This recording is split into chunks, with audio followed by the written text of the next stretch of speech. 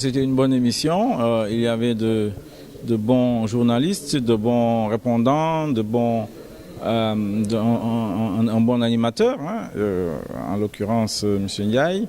Et je crois que c'est une émission extrêmement utile pour pouvoir effectivement exprimer ses opinions dans un langage forcément audible, hein, et concis, puisque c'est cela le format de l'émission. Encore une fois, sans détour, c'est sans détour et c'était un moment agréable que j'ai passé ici avec vous et dans vos studios.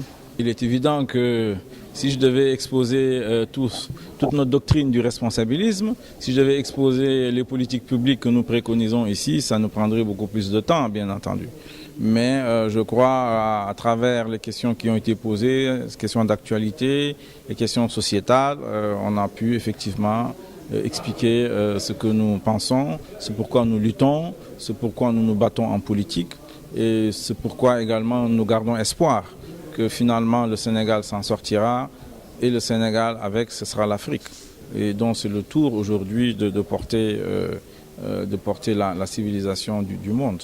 L'émission est vraiment très intéressante, ça donne l'opportunité d'être assis en face de personnalités que je ne croise pas dans mon quotidien forcément, de pouvoir leur poser des questions, de pouvoir aussi les écouter attentivement, savoir ce qu'ils pensent et puis d'écouter la vision qu'ils ont des préoccupations que moi j'ai dans le cadre de mon travail et de mon engagement par rapport aux questions citoyennes. Les questions qui ont été posées, oui, sont pertinentes. Je trouve que, bon, après culturellement, on est très porté sur la politique et sur les hommes politiques. Parce que c'est comme ça que notre État marche. J'aurais bien aimé qu'on puisse aller plus dans le réel, quoi, dans les gens qui font le changement. Et voilà. Mais ça, je pense que c'est des transformations qui vont venir progressivement. Content de l'avoir rencontré ici parce que ça va me permettre de le suivre beaucoup plus longuement et concrètement sur des questions auxquelles il peut peut-être contribuer à apporter des réponses réelles, quoi. Et ça, c'est une très bonne chose. Je trouve que c'est un très bon concept. Et je trouve que le découpage de l'émission en 3 grandes parties nous ont permis quand même d'aborder des questions en profondeur. Ce qui manque souvent dans les débats, c'est que souvent c'est assez superficiel. Et souvent avec un acteur politique, on a tendance à faire de la politique politicienne dans le débat. Et je crois qu'ici, quand même, ça nous a permis de passer en revue tous les secteurs de la vie et vraiment en profondeur. Je trouve que c'est un très bon concept. Pouvoir parler dans le cadre d'une même émission des questions d'éthique, des questions de gouvernance, des questions politiques, des questions sociétales, je trouve qu'il n'y a rien de tel. J'ai été agréablement surpris par la prestation de Mamadou Lamine Diallo, qui n'a pas été, je crois, très préparé à cette émission. Je crois que le briefing s'est fait tout à l'heure avant d'entrer en studio. Mais j'ai trouvé qu'il y a une bonne maîtrise de l'essentiel des questions qui lui ont été posées.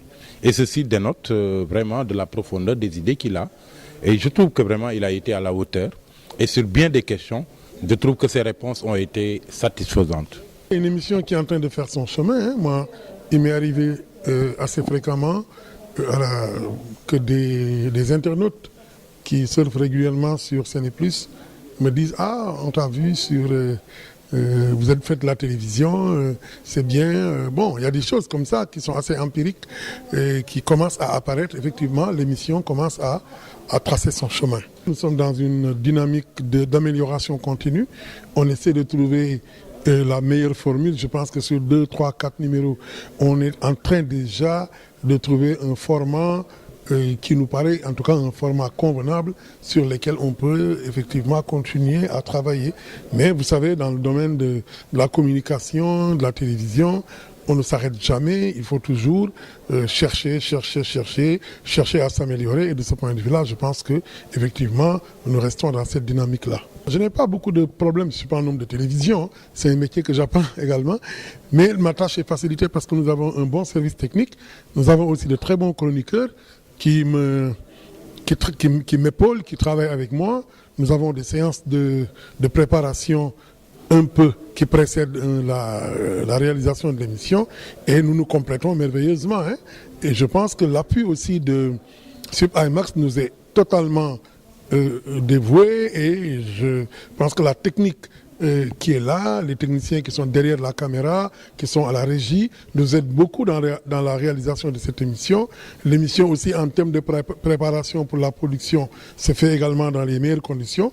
C'est à nous maintenant de prouver qu'on peut aller au-delà de ce qu'on fait. Et nous sommes en train de nous y atteler. Je pense que progressivement, nous allons arriver à un format achevé d'émission qu'il faudra peut-être tout le temps améliorer. Parce que comme je l'ai dit, on ne s'arrête jamais dans l'amélioration. On est dans la dynamique d'amélioration continue. Ce que nous avons appris, d'abord la question du littoral maintenant est bien installée dans les esprits. Il ne se passe pas un plateau où la question n'est pas évoquée, et qui montre que les gens sont conscients de la valeur littorale ici. Ailleurs, on en a fait un trésor. Ici, on se l'est partagé. Et donc, sur le plateau, systématiquement, certaines questions viennent. On se rend compte que c'est la question qui vient le plus souvent. Et le député Mamadou Lamine Diallo, comme député déjà, sur les questions orales qu'il peut être conduit à poser au ministre en question qui est en charge de ce dossier, et également comme conseiller municipal de la mairie du Point E, qui a un territoire littoral parmi les plus valeureux au niveau du Sénégal. Et donc, parce que le Point E, c'est le quai de pêche après Soumbédioune, c'est Terroubi, c'est la pointe de Fann, c'est Radisson, c'est jusqu'au coin Atepa. Donc, c'est une valeur inestimable. Donc son rôle est assez déterminant, à mon avis, là-dedans. Nous ne sommes pas encore rassurés puisque quelque chose qu'on comprend, c'est simple, c'est voilà le diagnostic, nous sommes tous d'accord, c'est bradé. Que faut-il faire? Il faut le rattraper comment? Quel est le plan d'action pour rattraper cela? Si on doit financer des projets, si on doit taxer les projets qui y sont. On a parlé de taxes et de privilèges littoraux pour les projets qui y étaient et dont on pensait qu'il n'était pas question de les enlever comme le Terroubi, etc. Mais on n'a pas évolué dessus, on n'a pas senti la municipalité se battre aux côtés des citoyens pour justement arriver à des niveaux de synergie qui puissent faire changer les choses.